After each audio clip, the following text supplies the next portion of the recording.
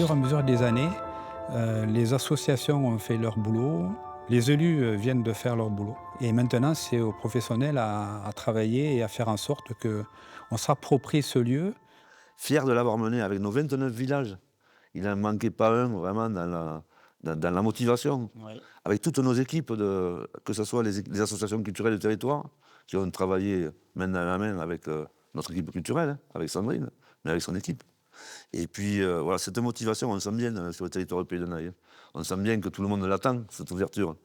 Donc je crois que les 2 jours de fête qui sont préparés là, pour l'inauguration ne seront pas de trop, ils seront vraiment à l'image de ce qu'on veut faire de cet équipement. Oui. Un bel équipement festif, utile, ouvert pour l'ensemble de notre territoire, les jeunes, les moins jeunes.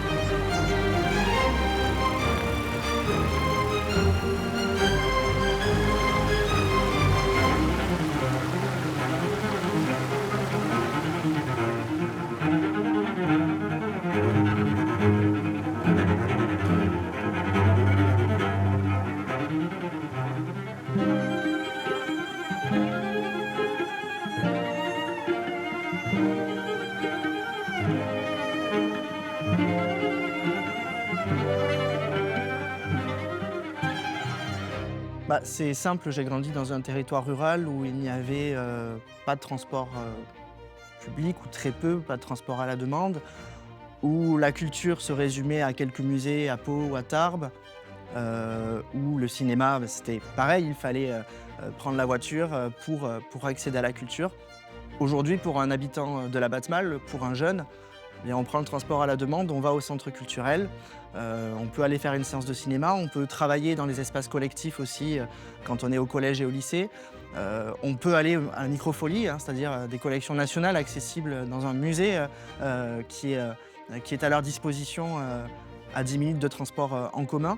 Pour le département, ce Pays de Naye et ce projet, c'est un véritable laboratoire des politiques publiques qu'on met en place. Alors, on accompagnait déjà le réseau de lecture publique au travers de la formation. Je crois savoir que sur le fond des 20 000 références, il y en a 8 000 qui viennent de la bibliothèque départementale. On forme déjà au travers de la bibliothèque départementale les bénévoles des bibliothèques sur le territoire ainsi que les professionnels. On accompagne des associations qui pratiquent l'art visuel, on accompagne des manifestations. Donc, au travers de ce projet, c'est vraiment le laboratoire vraiment de ces politiques publiques que je suis. Alors depuis maintenant, ça fait 10 ans que je suis élue. J'ai entendu parler du projet en 2015 quand j'ai été élue par mon binôme qui faisait partie des élus Jean Huberger convaincus de la nécessité d'un tel outil. Le réseau de lecture publique regroupe 7 bibliothèques municipales. Ce réseau repose sur l'engagement de 50 bénévoles et 3 professionnels communales qui assurent les permanences et les animations sur site, notamment dans le cadre de la saison culturelle pilotée par la communauté de communes du Pays de Naye, ainsi que l'accueil de classes et de groupes dans le cadre des parcours d'éducation culturelle.